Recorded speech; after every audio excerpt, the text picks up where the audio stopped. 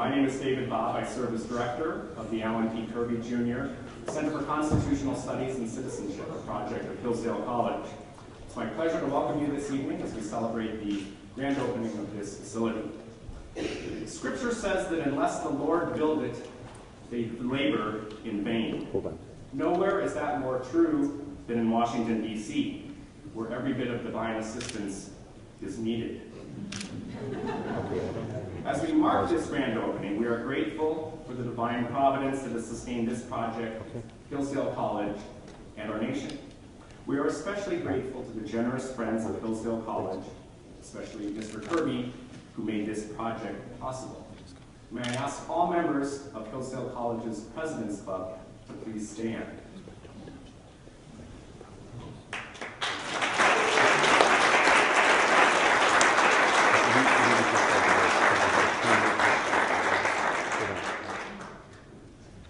We are very grateful to the men and women who designed, built, and furnished this place. In particular, we would like to thank Rockford Construction. Mike Van Gessel, president of Rockford, is here with his colleagues, Roger Recop, Joe Kuhn, Pat Quarterman, and Jason Johnson.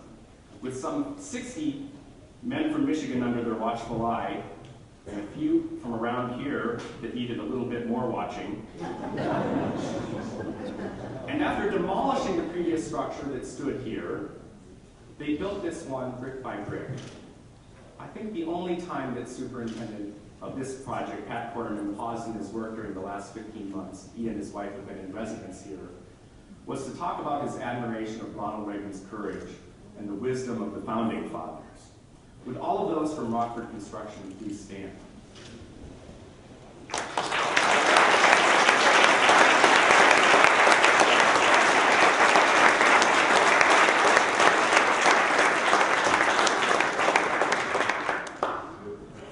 Trip Howell, Amy Bowser, and Kate Griffin of Jones Lang LaSalle helped to secure this place. Trip, a distinguished alumnus of Hillsdale College, was as generous with his time on behalf of Hillsdale as he was tireless in helping us acquire this building.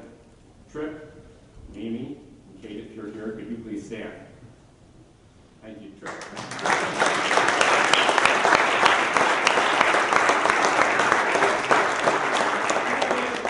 Trip just walked in and he doesn't know you called him a jerk.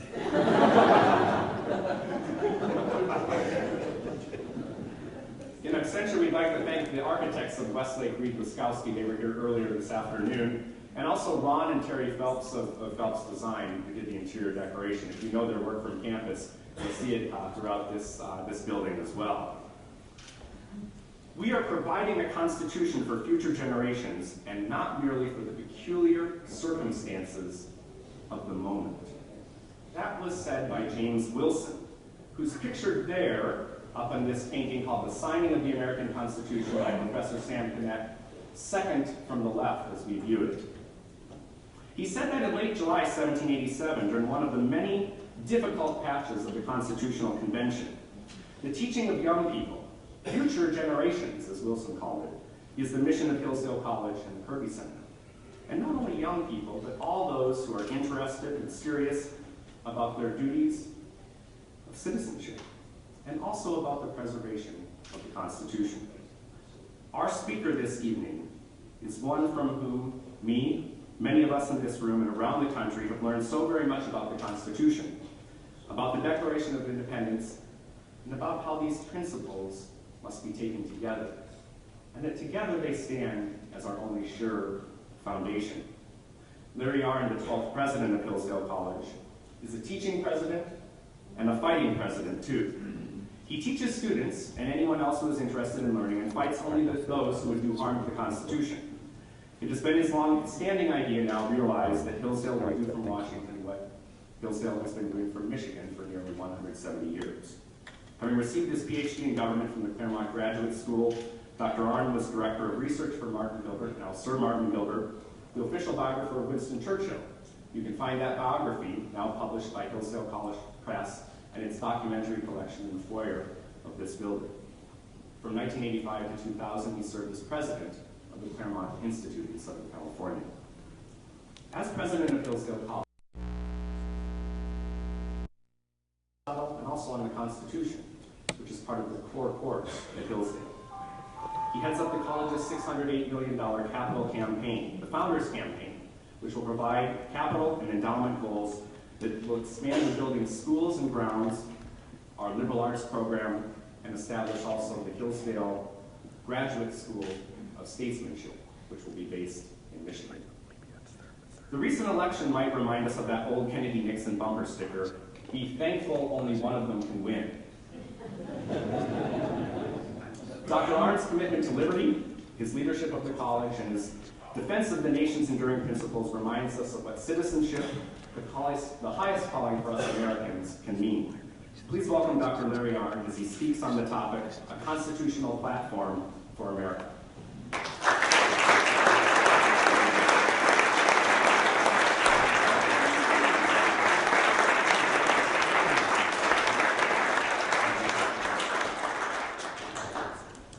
Hi, everybody. If you can't hear, you should hold up your hand at any point. I whisper sometimes because I'm ashamed of what I might say. I read in a George Will column this week that a member of the new majority in the House of Representatives, a senior member, has hired himself a futurist. And I will tell you that I've not ever been looking for a job in this town. This whole building is an elaborate plot so I can be involved without having to live here. I let brothers Dave and Bob and able and wonderful people like that, and I do thank him. He's steered this place into its current state with its building ready to go and us ready to work just beautifully. And I'm so grateful to him for it. And also his boss, Doug Jeffrey, and there's Waylon over there, and Tim Caspar. And if you get to know Hillsdale College, you'll find out it's a cause. To be in the cause is to be in the band of brothers. And we are very much that. We like to say, if you want to fight us, there's this bad thing, you have to fight us all. And that's the way we run the place. So I thank them, but I'm glad not to be working here because I'm a student of Winston Churchill, and he was fond of saying that the future, though imminent, is obscure. So what a futurist would do for a living, I don't know. And if we're not coming to be experts about that, what are we coming for? And I'm going to tell you that in 4 simple points, and I'm going to tell you a few simple things about the Constitution. And I think these things that I'm going to tell you are undeniable, and they are obvious, and they are mandatory. I believe that we must have these things, or we must live under despotism, and I believe that's all there is to it. And I think I can tell you what these things are. About what we're going to do, some of the things I'm going to say, at least 4, are just credentials. The main credential we have to be involved in this town is that we are teachers. And if you're a teacher, something happens to you. I can tell you from my own life, for most of my life, when I was in graduate school, Doug Jeffrey and a whole bunch of people, I was one of the ones who never wanted to be a teacher. And so, of course, I ended up the president of a college, and if you do that for a living, teaching is an excellent relief. But it comes over you, this here teaching, because the first thing about it is you have to begin with the simple and the obvious and not forget that. But the second thing is you have to dig into it. And you can never get too far away from the simple and the audience because the students are a river. There's a whole bunch of students in this room right now, students of mine personally. 1, 2, 3, about 8 or 9 that I can see in my line of sight. And the point is they come and they go. And you always start at the beginning. You always start at the place where you have to start. And what's wrong with this city is that we deny that there is such a place today. About that beginning, we're going to bring some information about that. On Sunday, we're having our first admissions reception in this room. Admissions is booming in Hillsdale College. Hillsdale College has all the advantages. It's remote. The town is small. There's nothing to do. It's freezing cold. It is not on the coast, not the East Coast where all the elite colleges is, not the West Coast where the surfing is. everything is great about it because you should only come there. Also, the college is, by the way, just miserable in the way it behaves. Because half the time, I'm telling you, it's about to get expanded. Everybody is taking exactly the same thing, and it's hard. Watch the television on Sunday. The starting left tackle is a rookie for the Oakland Raiders. He's a 6'8" and 310.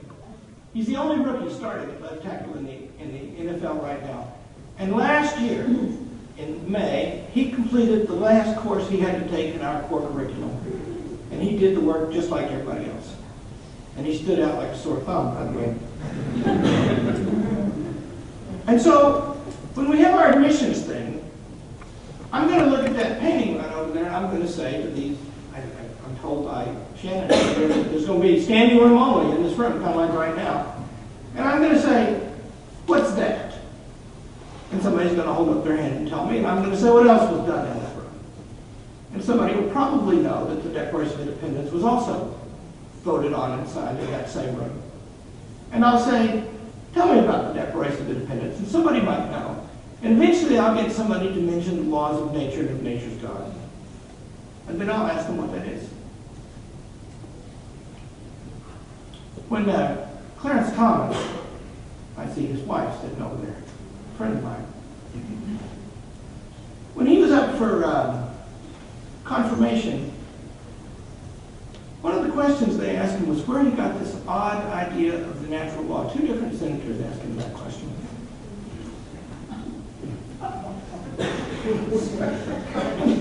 He didn't tell them where it is. I mean, it is, by the way, when in the course of human events it becomes necessary for one people to dissolve the political bands and connect them with another and to assume the powers of the earth, a separate and equal station to which the laws of nature and of nature's God entitle them. There were 300 lawyers sitting in that room. That's why nobody knew.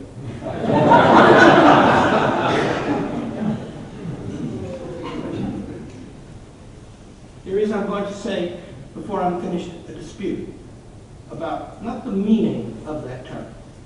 There is a dispute in America about whether any such term can mean anything. And we are in the business of taking these, I don't know how many there'll be, 200 and some young people who'll be in here, and letting some small percentage of them into our college, and then torturing them for 4 years until they can define the laws of nature and of nature's God. And the way you do that is you ask them to say, and you wait for the answer. And then no matter what they say, you disagree with it. And you make them argue it until it becomes their own.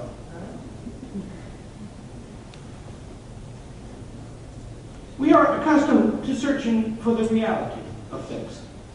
We think that things are real. And that's a dramatic statement, because ask a young person today what it means for a thing to be anything. It's the cutest trick in the world, and I've worked it over and over again, to get some prospective students to name what their favorite subject is. And then just ask them what that is. What do you want to study? History. What is history? And they go, wow. What is politics? That's a hard one to answer. It takes a long time to figure out the definition of that term. And they want to say, in this day and age, like all the Hillsdale kids are smiling right now. Here's old Talbot, see? The Trent's there. And they're all smiling right now because they've all been tortured like this. And they might be again before this night's out.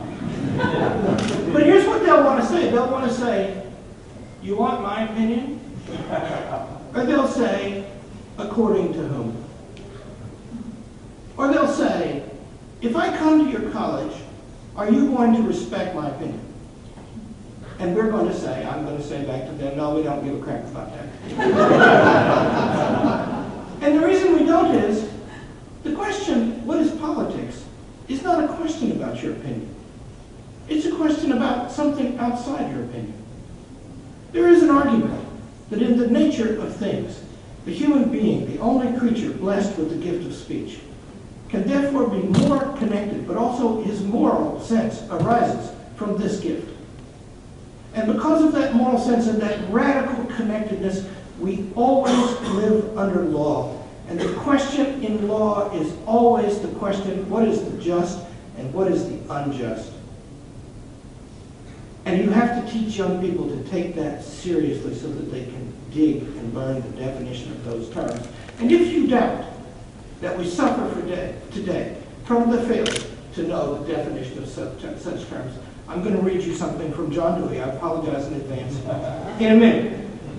But we believe that the claims that are made there on that day, that if they were true then they are true now. That is what they say. But if they are not true now, as is the accepted opinion, then they were not true then. You have to choose. We are going to have this kind of government that we have today according to these principles, or we are going to have that kind, and the two are incompatible. And that I'm asserting as a matter of fact that can be shown, and is shown every day in the classes at Hillsdale College. Because it is the purpose of the college since 1844 to do it. And that brings me to my last point about what we're going to do here. It's pretty simple. I can tell you, the college is, it is a very pretty college. It's a beautiful place. You should come and see it. But it has those advantages, I think. And kids don't want those advantages today, by and large. And if you can get into our college, there are 2,000 colleges in America. If you can get into our college, you can get into about 1,950 of them. And half of them can get into the other 50.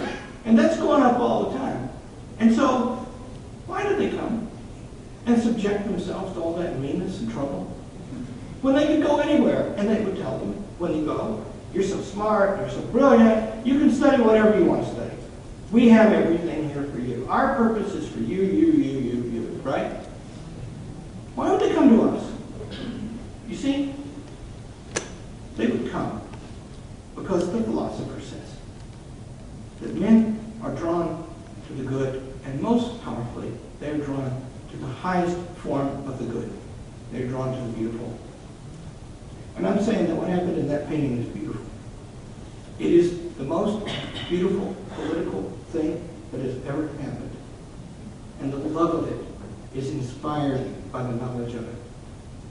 And I'm saying that if that knowledge is cultivated and gained in this town, just as kids from Florida and kids from California will come to Upper Michigan. Actually, we're in Lower Michigan. It's more honorable to say Upper.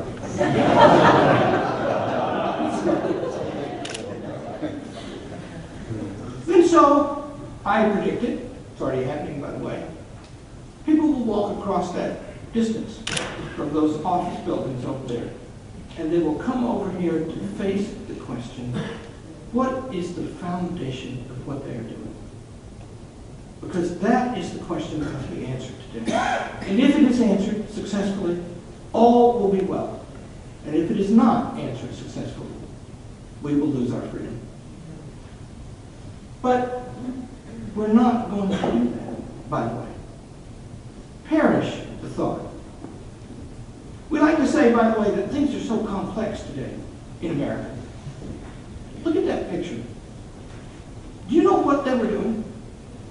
Just as in the famous moment before in that room, where they signed the Declaration of Independence, just as at that moment, they were doing something that had never happened before in all of history. They were, the first time, they had just formed an army, and they named it the Continental Army. And nobody knew how big the continent was. They couldn't be dead certain it was a continent. They knew it went a long way back, but it's actually 25 years later that anybody representing the United States of America went across the continent and came back and told the story of what it was like. That was complicated, what they did. But they had an eye and a mind for the simple and dividing truth. And they built themselves around that. I will tell you, by the way, that there is a way to predict the future. You can't see the future. You can't live in any moment except right now. Whatever I said a minute ago will be besmirched if the next thing I say, the thing I say right now, is no good. Even if, what I said before wasn't even good. But the past, it's fixed. And you can see it. And if you can find anything in it that is abidingly true, you then will have predicted the future. Because it must persist, mustn't it? Churchill liked to say, you know, if there's a thing that can't go on, then it won't. He thought that about communism. If there's a thing that must go on, then it will. That's for sure.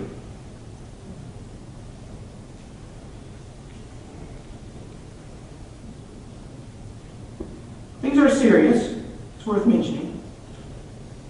It's not just the debt that we owe. That's very terrible. The numbers are simply staggering. And they come after 60 years, really, 70 years, really, of relative peace and prosperity. And they're about to surpass the debt that we got in the largest war in history. And there may be a war coming. You've been reading the papers. Mm-hmm. And the question arises, if there were a war, how would we get the finance to mobilize the way we did last time? And you know, if we have a war, the powers that we would be fighting are as barbarous as the powers that we fought last time. They're very bad. And the fact that I don't really need to single out the powers, but you know, well, I'll single out one of them. North Korea, by the way, they eat tree bark there because they can't get food. And that's a policy. And China supplies them their electricity and a lot of their water and doesn't seem to object that much to what they're doing.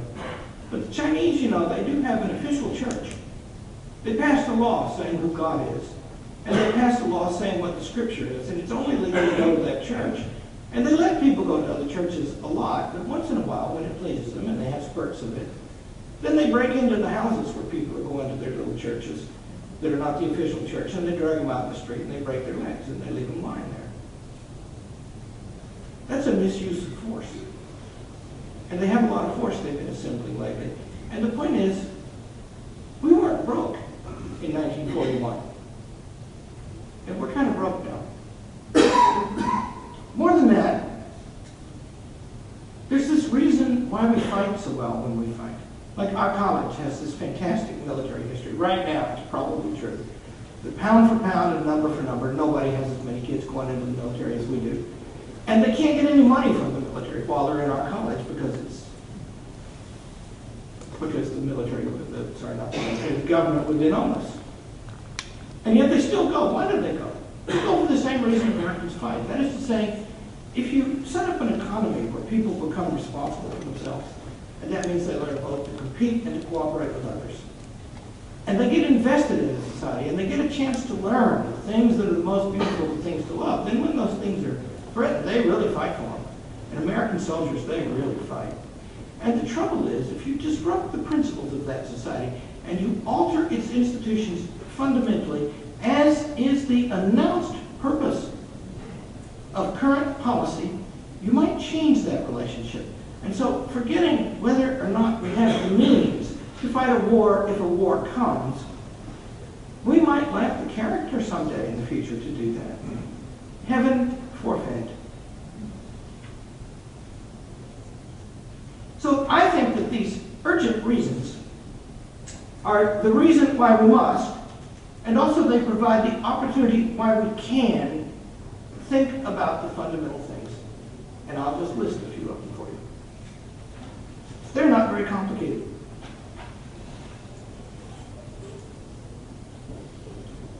When I was young and in graduate school, I got lucky and I got,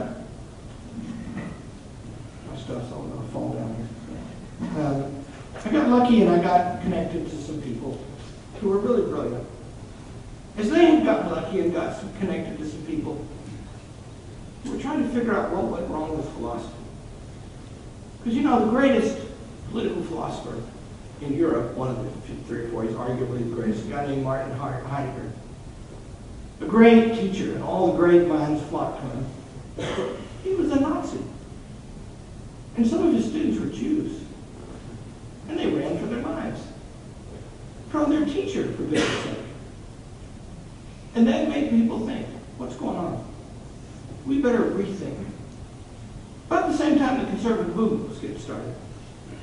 And so it was like this. I remember hearing the argument, it was the authoritative argument when I was in graduate school, that these great thinkers had turned first back to study the American Revolution.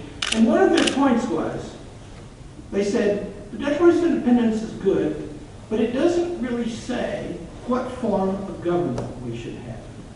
It's not really tied to the Constitution. The Declaration has a passage in it that says that the people may alter or abolish the form of their government, and they may establish new government in such forms as to seem to them shall most likely be to affect their safety and happiness. That's what it says. And so what the conservative scholars were saying in those days was, you can have any kind of government. Now, my teacher was not one among those, and he's a very contentious man named Harry Jaffe. He's still alive, actually.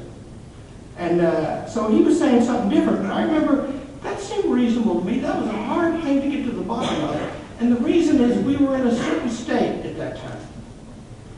I'll tell you what it was like, because the master author, Solzhenitsyn, writes about the early days of the Samizdat literature.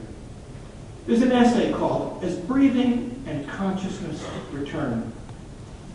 And it's about a essay by Sakharov that was compromising with the claims of communism. And Sakharov was a friend of his. And in refuting him, the structure that Solzhenitsyn gives to the essay is, we've been people asleep and in a dormant state. We have lost the real meaning of things. It has been obscured by a militant philosophy. But now we are waking up and still groggy. And as breathing and consciousness return, we make some mistakes. And there were in those days a lot of mistakes made. But I'll tell you, it's a generation later now. And just when you need it, the meaning of constitutional government is clear. There's been, in recent years, a debate about whether the Declaration of Independence has any information to give or any relevance to the Constitution, and many conservatives argue that it doesn't.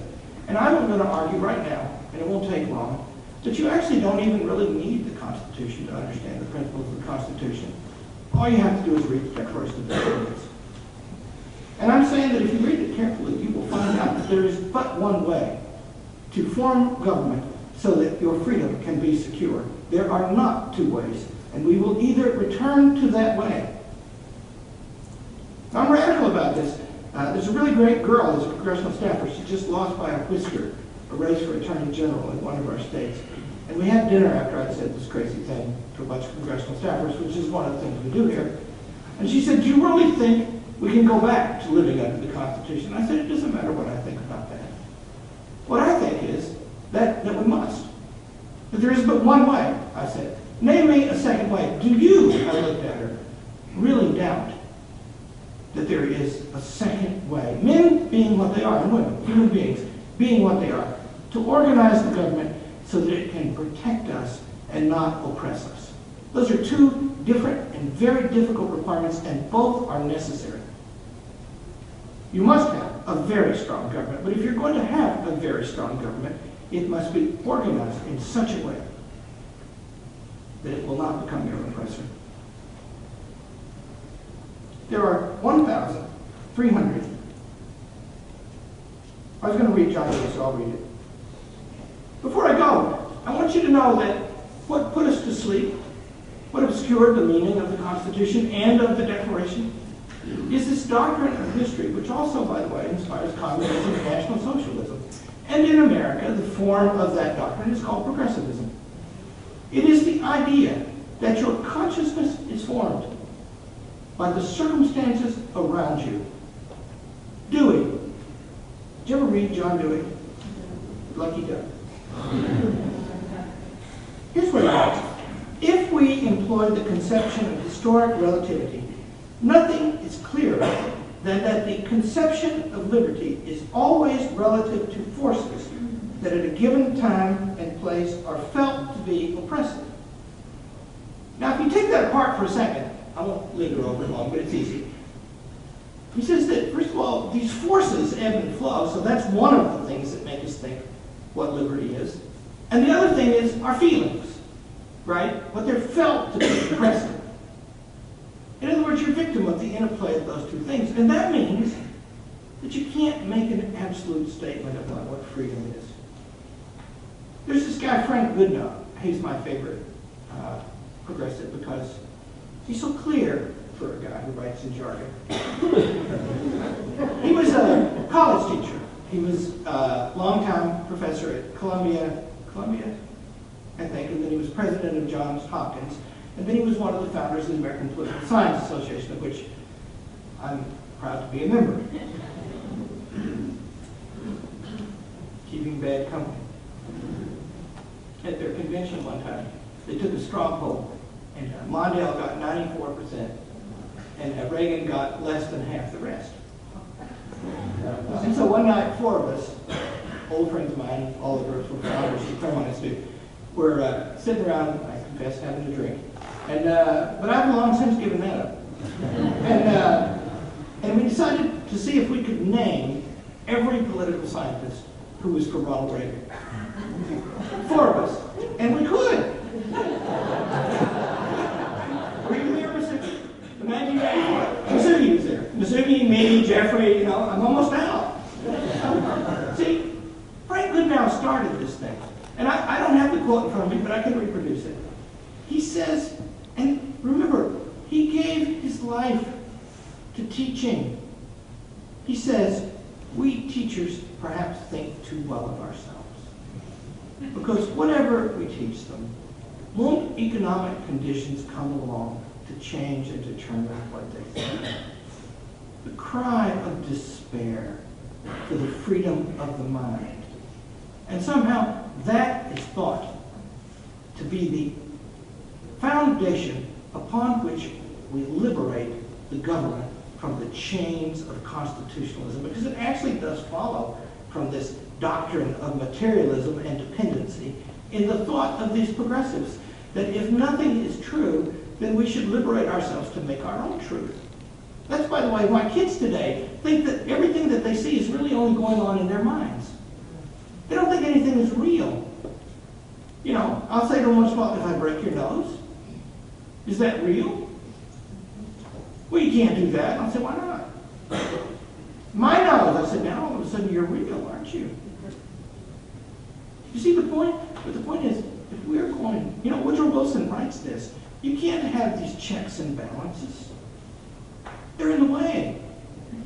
You have to have a great scientific effort. You know what's going on in the country? Do you know that the strongest single force, actually I'll get to that. I'm going to hurry now. I have 10 minutes. I'm going to take just that time. There are 1,320 words in the Declaration of Independence, not counting the signatures. Do you know what 770 of them are about? Bad stuff the king did. And we like to think that that's kind of a throwaway, because you remember that beautiful first paragraph that I quoted from, and you remember, we hold these truths to be self-evident, that all men are created equal and endowed by their Creator with certain inalienable rights. Secure these rights. Governments are instituted among men, deriving their just powers from the consent of God. There's majesty in that language. That language, by the way, has remade the world. That language conquered this continent. That language took it away from the king. Because it brings in the hearts of every American. And we think the complaint's in the middle, because, you know, the way it ends is so beautiful, too, because it's like a war thing. It means that all those guys that were, I can't remember how many are in that room signing the Constitution, who also signed the Declaration, 12 or 13, I think. And the point is, those guys in that room at the end of the Declaration, it's the same room. It's just like that, because Sam Connect, our painter, he wanted to paint it truly as it was and not distort the perspective. Because he thinks glorification is not enough anymore. You've got to have truth to go with it. That's how you'll get the real glorification. That's what Sam thought when he made that thing. And the point is, they're in that room, and in the last sentence, they appeal to divine providence for the rectitude of their intentions, and they pledge to each other their lives and their fortunes and their sacred honor. It's a very grim document. At the end, it's so high and solemn, fierce in particular. At the beginning, it's so universal and abstracted from anything about them. It's a forever document at the beginning. It's us right here, right now, standing up for the forever at the end. What comes in the middle is the bad stuff the king did. And there is a complete account of that, of constitutionalism, in that account. From the there are 28 paragraphs, and by the way, 12 of them are about stuff the government has to do. And 16 of them are about stuff the government may not do under any circumstances. And if you take those 28 things, you actually have a government. You actually have elaborated and made harmonious and consistent and beautiful the Constitution of the United States. And it's there in the Declaration of Independence. What are the principles?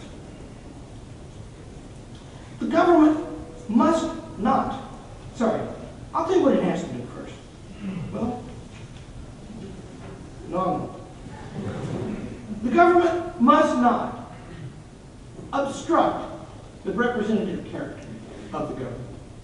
You know what the king was doing? He would abolish the legislature. He would appoint a new one. He would tell them they got to meet out in the hills of Sheboygan, and there wasn't even a Sheboygan yet.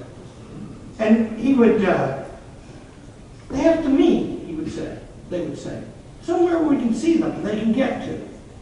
We have a right to our representatives and to representative government. And the government must not obstruct that. No power in the government can obstruct that. In the end, the law depends upon us. That's what it says. By the way, do you know how laws are made today? Actually, you don't. And well, probably some of you do, but maybe you don't, so I'll pretend you don't. What actually happens is, you know the 1,000-page deal? Whatever it is, it's 2,000 now, isn't it? That's the standard. It's like a billion, now it's a trillion. 1,000, now it's 2,000. But the 1,000-page bill is not a law, and not just because nobody can read it. The 1,000-page bill is also not a law because what it is a grant of authority to a continuously meeting legislature and the regulatory agencies, which also are the judicial and executive branch unto themselves in each area of policy.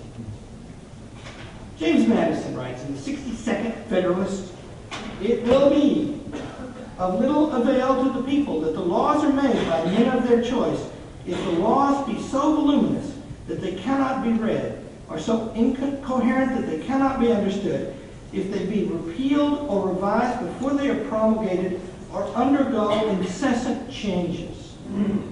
Every day, all day long, in this city. Who lives in this city? By the way, do you know that this is about the only building that's been built in Washington, D.C. in a generation that doesn't look like a home? You know what the word bureaucrat means?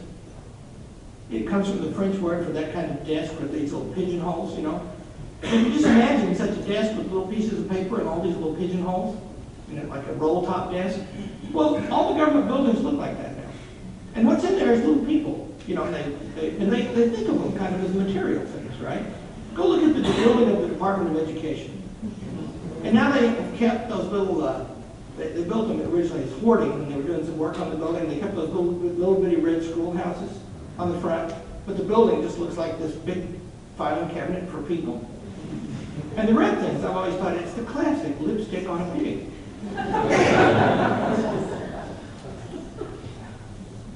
The point is that's the second point.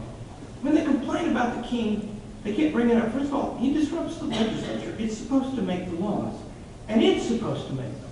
And that means, by the way, if you elect a bunch of people and they meet somewhere where they can get to and where you can see them, then it follows that they can only make so many laws.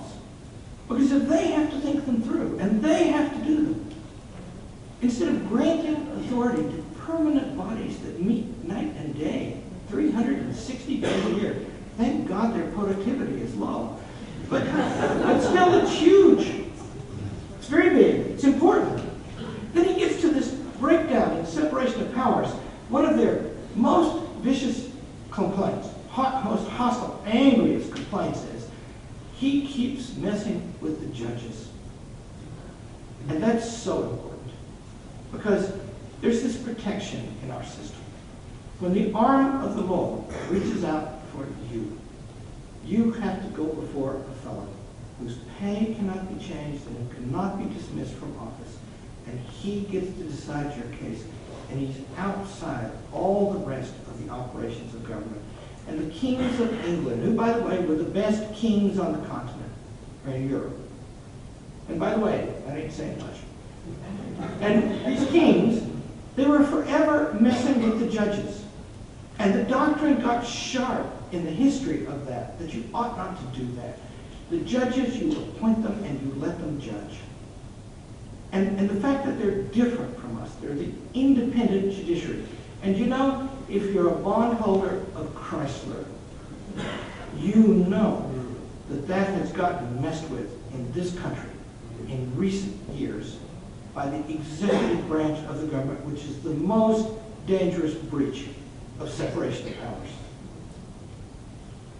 And that's in the Declaration, that you can't do that. It's the cause of the revolution. So already we know there have to be legislatures. They have to make laws. They have to represent us.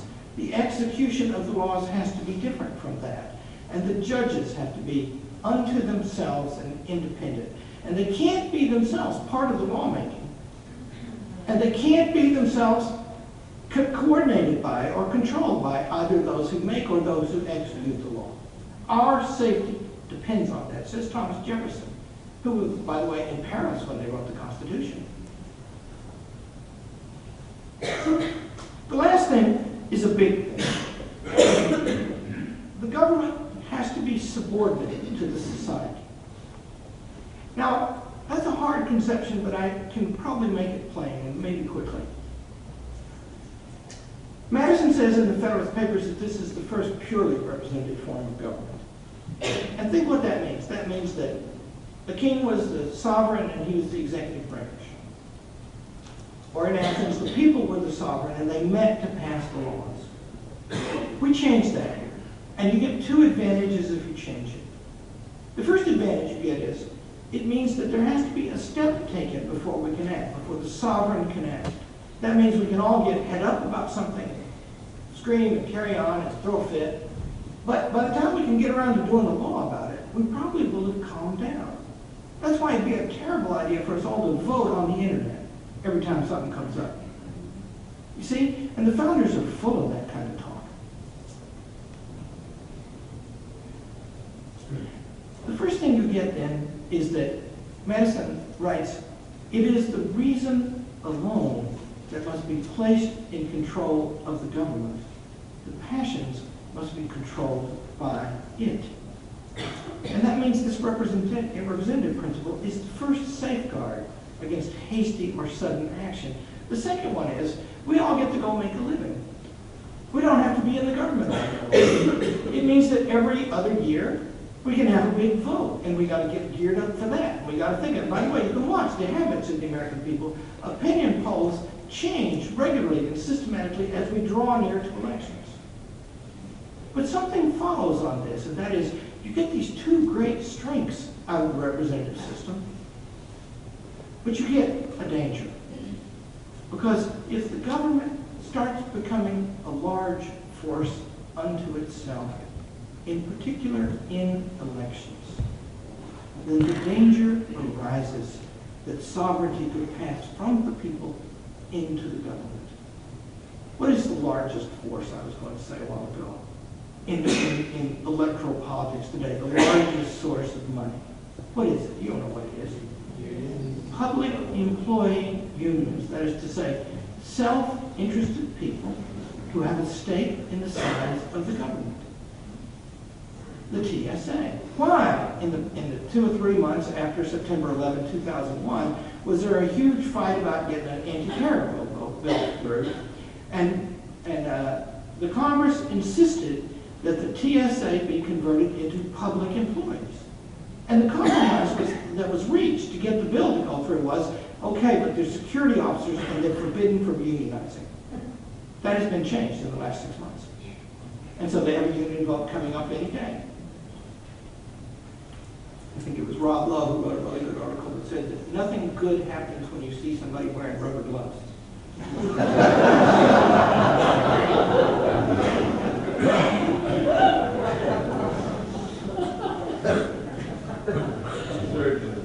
Now, what are the objections to the king in this regard? Did you ever read that? It's really great.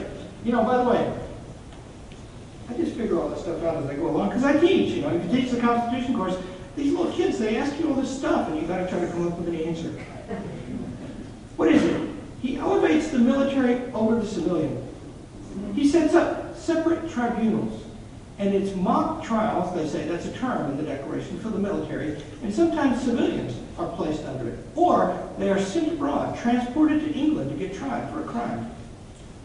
Not among their peers anymore. He says, these large bodies of troops have been brought among us, including many foreign mercenaries. And you know why there's a Bill of Rights provision about quartering troops? Because when the troops showed up in Boston on a big ship to put a stop to the hubbub there, they brought an order that said that the troops, these new troops, can occupy the barracks of the militia. You know who the militia is? That's the citizen body organized to fight. All men in the citizen body are in the militia. And they can take the barracks of the militia. That means the force that has been sent to suppress us gets to use our own resources. You see, overwhelmed by the representatives of the government. And so our society now is threatened by this development, they say. But the next thing, because this is by the way, and I want you to know, it's only really crazy hardline people who ever mention this provision of the Declaration. But what I'm telling you is, it's heart and substance of the whole thing. It's not special. It's like the Second Amendment in the Constitution. It's not a particularly special thing. It's what the Constitution is like. It's the point of the thing, that kind of thing. Here's what they said. Erected a multitude of new offices and sent hither swarms of officers to harass our people and eat out their substance. Now, it's not like, ha, history repeats itself. I'm saying, in a society like ours, we are vulnerable to that kind of thing. It means that professionals, in their great numbers, can be such an influence in our politics that are free and independent and disinterested. That doesn't mean uninterested. It means not conflicted interest. A disinterested vote becomes impossible. Now, if these are the main purposes of American constitutionalism, and they are present in their 28 paragraphs in the Declaration, it becomes easy then to write the workings and makings of a constitutional platform for the country. And you don't have to put anything about policy into it. It's simple. We just did this, by the way. We're going to give it to you tonight. It's in imprimis. So you're the first of 1,970,000 to read it.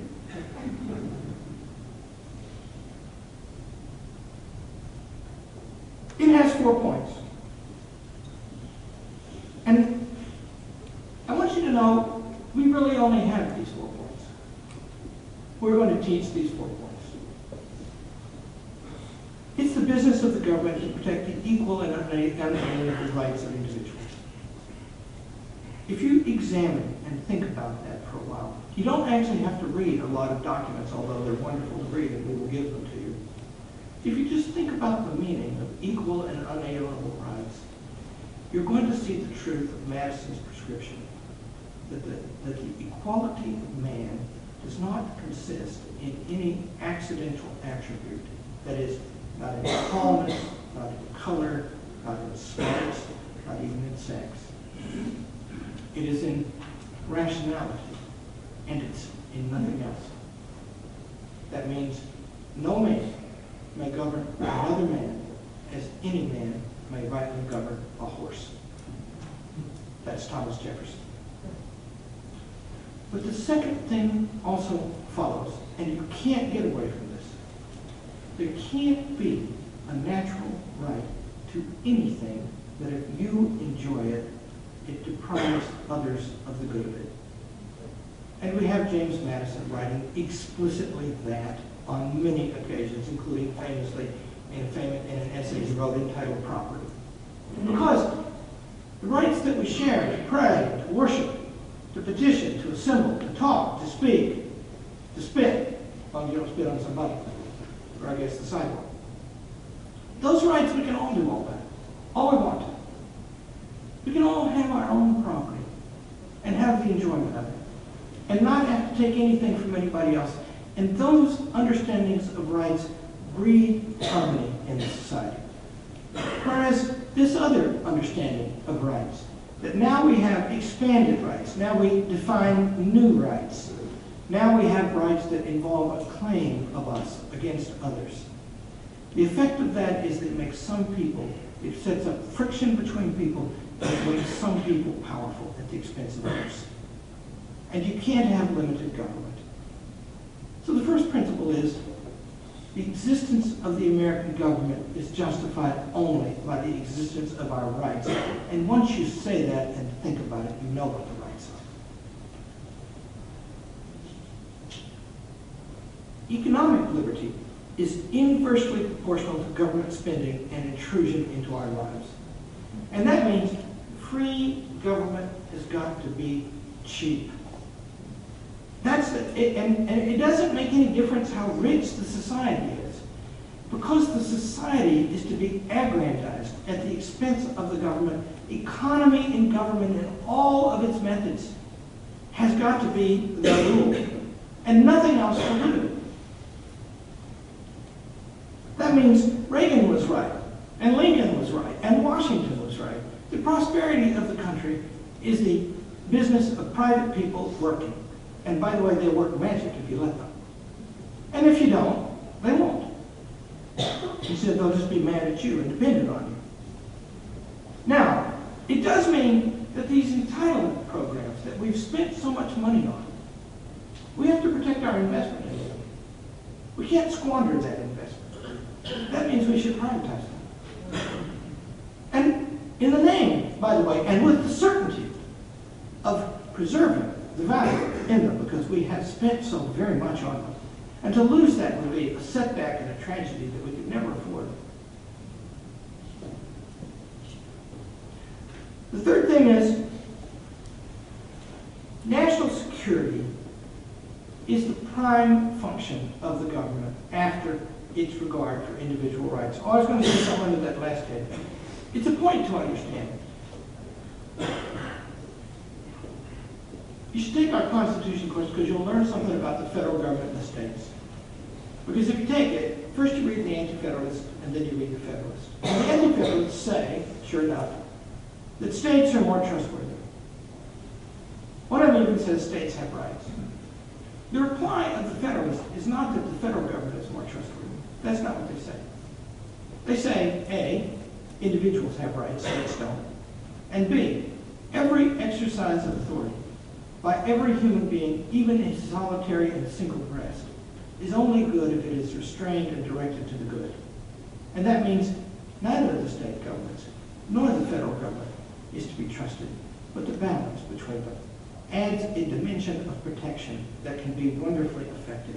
If you divide, to use later language, government at the national level from the administration of things at the local level, you can have a more powerful government at the central level without danger of destruction of your freedom.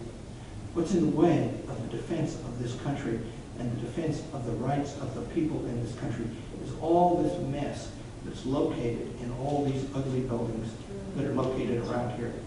If you see a beautiful building in Washington, D.C., what is going on inside it is constitutional, and vice versa. So, what you would do about the relation between the federal government and the states is that you would notice two things that make an interplay, and we want that interplay back. The first is that the Constitution guarantees to the federal government a Republican form of government in the states, and it says in the 14th Amendment that they may not infringe the privileges and immunities of citizenship. That's on the one hand. And on the other hand, states have a constitutional standing independent of the federal government, and their prerogatives and authorities, not rights, under the federal Constitution must be protected, including those in the 9th Amendment. 10th Amendment, excuse me. The 9th rights. National security. There are 17 clauses in Article 1, Section 8. 9 of them are about national defense. The main thing that goes on here is supposed to be national defense. And Lord, if it was, China would not be formidable to us. You know, and we wouldn't have to spend a lot more than we spend right now. But goodness sakes, we're near broke. And we're cutting the defense budget, which, by the way, shouldn't be at its existing level unless we need it. But if we need it, it should be at whatever level it should be at. And so the idea that the budget constraint would make you cut defense is exactly the wrong way to approach it. Defense is about necessity. Finally, the restoration of a high standard of public and private morality is essential to the revival of constitutionalism. And that means the posture of the federal government toward religion and morality is stated in the third of our 4 organic laws. But on quest order, it's religion, morality, and knowledge being necessary to good government and the happiness of mankind. Schools and the means of education shall ever be encouraged. That's a statement about the posture of the federal government. The existence of the first of our organic laws, the Declaration of Independence, of the laws of nature and nature's God, is another. But there is no mention of education in the Constitution of the United States. And I can tell you from direct visiting there is no one in the Department of Education that I can find who knows what it is. I mean it. Ask them. They can't tell you. And so it is not the administration of such things or the regulation of such things that is to happen in this city. It is organized rather to pay respect to such things and let the states and the people in the states organize them for themselves. Now, I'm just going to close by saying this. There are 4 simple propositions. I think that they are all justified in the Constitution of the United States. And I think that they are all justified and named in the Declaration of Independence. And I think then that we live in a time when it is said, 1,000 things are said, about the relation between the Declaration of the Constitution, about the need for evolution in government. And the point is, if you start with some simple points, you can evaluate those arguments. And there is this force in the country called the Tea Party. And it actually knows more about the Constitution than the typical person walking the streets in this town, in my experience as any guide. Although they're getting better in the town. So what if we could have an argument that stemmed from and was grounded in a teaching experience? What if we actually read the stuff? I can tell you, there's about 180 people who are on congressional staffs who are doing that regularly with us right now. And they love it.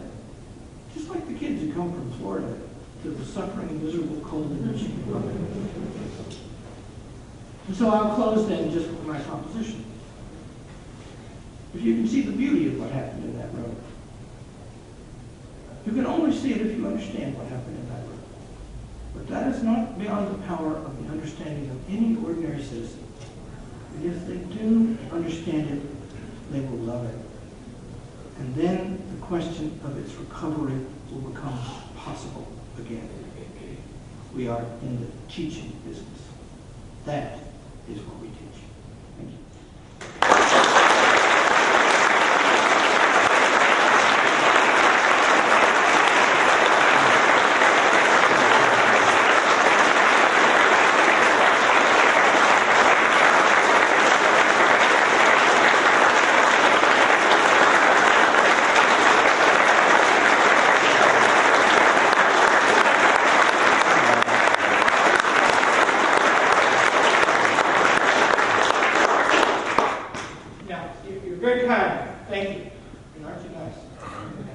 actually going to save our country.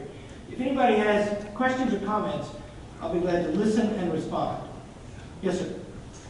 Yes, I had a specific question about the enumerated powers of Congress as it applies to the economy. Many of our politicians or many of our elected leaders are saying, well, the economy is their major issue. Well, one area where it is, I think, is in international trade. But I don't think that just because something is constitutional, it's necessarily wise. Because several years ago, Congress voted for most favored nation trade status for China. Now, since then, we've been billions of dollars in debt to China. You mentioned some of the treachery of China. Plus, if we go to war, we may have to borrow from China in order to go to war. And in Cuba, we have the General Assembly just voted to condemn the United States for sanctions against Cuba. And I know they're considering the Freedom of Travel to Cuba Act, and Congressman Paul is for that. But the Castro tyrants, or their spy impersonators, I'm not sure which, have been in power since 1959, which is before most of us are born. So do you think that everything that's constitutional is necessarily wise, or should there be a strategic prudence that our leaders should have? Well, the specific answer to your question is easy. No, I don't think that everything is constitutional, or that can be done in the Constitution would be wise. About the thing you asked about, there are very honorable people on both sides of the free trade issue in American history. The greatest of our statesmen are divided on that question. And I join those who are for free trade. And so what I would do about China is, I studied Churchill and Lincoln, and Lincoln was for tariffs and Churchill was for free trade. One of them drank, one of them didn't. You got to make some choices in life. but what I would do about China, left to my own devices, is I would trade with them and I would arm. I would do both those things. And also I would cut wasteful spending here so we don't have to borrow their dough. And I don't actually think, I'm no economist, I have the honor not to be. I see my friend Mr. Steckbeck sitting there looking alarmed now. He's a really great econ teacher. He teaches at Hillsdale. But here's what they teach. What they teach me is, and a friend of mine, Milton Friedman, used to teach this, and Winston Churchill thought this. Here's the trouble with tariffs. The first one is, you can only really hurt somebody else by hurting yourself if you do that. If they're willing to make something cheaper for you than you make it, except in very narrow cases where you just got to have it to defend yourself, like if they're making all your bullets, that'd be kind of bad. But and those are narrow cases. Then if you spend more money to make it yourself, then you're poorer. That's the first thing. But the second thing is I worry about the political effects of tariffs, because the essence of law, it strikes me. This is why I like this part of the American tradition better than the other part, although I admit Walter Howell has been very right. Tariffs are constitutional under the American Constitution. Is that tariffs have to favor some people in the society and not others. And the ones they favor, they have to favor them at the expense of the others. That's just math. That's just logic and arithmetic. And so if you have tariffs on food, then the people who produce food are going to get richer and the people who buy food are going to get poorer.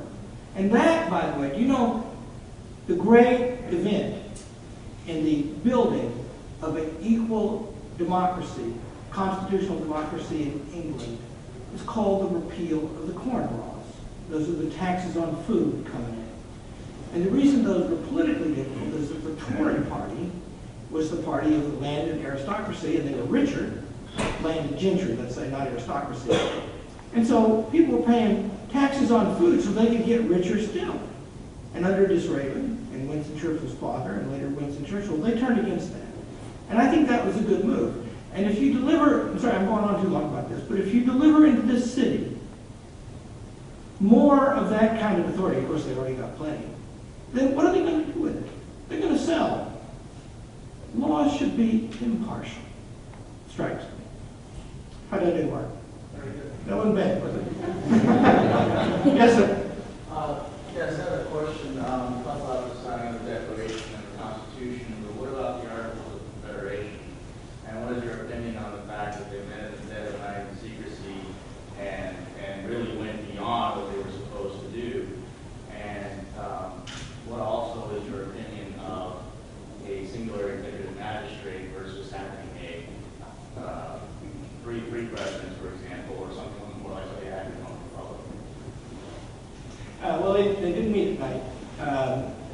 See that? Look at that. Look at that. Sun's coming in.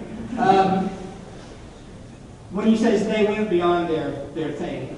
So the first question is, what do I think of the Articles of Confederation? It was a miserable government, and it failed. And the reason it failed is because it couldn't organize sufficient power to govern the nation. And the nation very much requires to be governed. And there was a consensus about that. The people who opposed the Constitution later, the Anti-Federalists and their friends, who, by the way, were mostly members of machine politicians in states, especially the Clinton machine, it was called in New York, they all admitted that the Articles had failed. That was a consensus view. Now, about this, did they go beyond their brief? Madison answers that point in the Federalist Papers, and of course, as he does everything, he does it beautifully. What he says is, the people have the right to form any kind of government they want to. And they were charged to amend the Articles, and they did write a whole new one. And those guys did come together, and they did close the windows and close the shutters for 3 months, from July until September. And most of them didn't agree when they started. And there are 2 guys in the back there in the lower right who left and didn't sign the document, but everybody else in that room came together on the document and supported it the rest of their lives. And it was ratified by all the states. And the way they ratified it was really cool, they thought, because here's what it achieved. And see, about the whole thing, Woodrow Wilson ridicules this as a mechanism. He says they constructed a government as you would construct an orrery. And an orrery is where you turn a crank and the planets go around the sun, there's chains, and the moon goes around the earth. You see, he's lampooning it. But here's what they really thought. We've got to find a way to make it strong enough and to keep it straight. And so the way we're going to do it is everywhere. First of all, the representative principle is really great. Because, as I say, that's a step process, right? You can't just make up your mind to do it right now. It's got to go through a filter. But second, the ratification process, because that's part of your criticism, I actually think it's one of the most beautiful aspects of it. Because what they did was they organized it to be popularly ratified by conventions organized in the states for that single purpose. And then they would ratify it, and then they would adjourn, and they would never come back into being again. And so that means the people exercise popularly this mighty power, and then the mechanism by which they did it is destroyed. So they can't exercise such a mighty power readily again. So they're thinking all the time, just as, by the way, every one of us, did you ever read Aristotle's Nicomachean Ethics? If you didn't, go home and read it tonight. Don't sleep till you read it, I'm telling you. It's too great. It's just too great. And I have the honor to teach it. I really love to teach it. Mostly because I love to read it. But here's what it's like. At the beginning, it's all stingy, right? Every time there's a pain, you're supposed to suffer it. Every time there's a pleasure, you're supposed to curtail it. Pleasure is really bad. But as the argument goes along, from book to book to book, by the time it gets to the end, pleasure is the whole point of life. Because now you've got it under control. So unlike the Articles, and see, Madison says this in the Federalist Papers. He presents it in one place as a picture of the proper ordering of the human soul. After all, it is our reason that must be placed in control of the government. Our passions must be controlled by it. That's in the 49th Federalist. But in the 51st Federalist, he presents the Constitution just exactly as it is presented in the Declaration, as a picture of the order of nature. God appears 4 times in the Declaration. One says, Supreme Judge of the world. One says, Divine Providence, the executive. Once as the maker of the laws of nature and of nature's God. One says the creator, like the founder, the Constitution maker. The message is, only in the hands of God would those powers be combined. In the 51st Federalist, Madison says, what is government? He's explaining these mechanisms that are in there. He Wilson lampoons them as like some erector-set machine. He says, "What is government but the profoundest of all reflections on human nature? If men were angels, no government would be needed. If angels were to govern men, neither internal or external controls on the government would be necessary." I'm saying that's beautiful. And Madison, responding to the criticism implicit in your multi-part question, which I said you're an expert at asking, Madison responds, "The Declaration of Independence is one of the two direct quotes from the Declaration in the Federalist Papers. The Declaration of Independence does say that the people have the right to consent to the government that they please, and they go through a process to do that." So the idea that a failed government would prevent us, would prevent them from making, and by the way, there isn't any controversy. I'm going to shut up with this, we're going to go have a Christmas party. There's no controversy about this fact. Because how many of you run a business? Right? And all of us have to do, I do. It's a hell of a mess. And all of us have to do complicated things. And what do we learn from our experience with that? We learn that nothing is perfect. And so today, we can look at things that have gone wrong in the government, and we can see that the Anti-Federalists predicted they might go wrong. And we can forget that it's more than 220 years later, and that this is the most successful Constitution in the entire history of man, and that the one that they were supporting was failing at the time. We can forget that. And then we can also forget that the Constitution of the United States has not gone wrong because of some flaw in it. It has been subjected for 100 years to a bitter and fierce and ingenious attack by a group of people who are avowed enemies of it, over and over and over again. And only now does the final breakdown approach, and yet even now, the chance of rescuing it and returning to the beautiful way of government that it provides is not lost to us.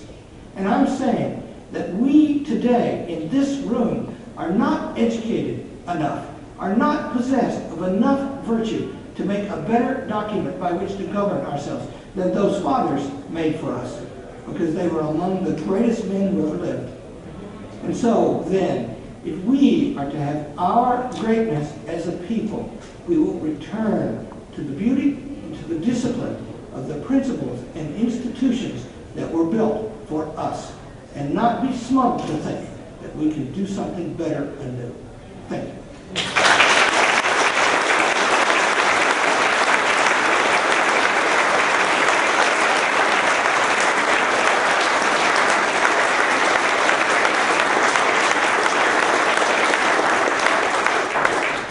Some drink, others don't. If you do, we now have drinks available. And we welcome you all to join us. There's both food and drinks available in the foyer. Also, the entire building is open for those of you who haven't had a chance to wander through. There's a downstairs that is mainly for students.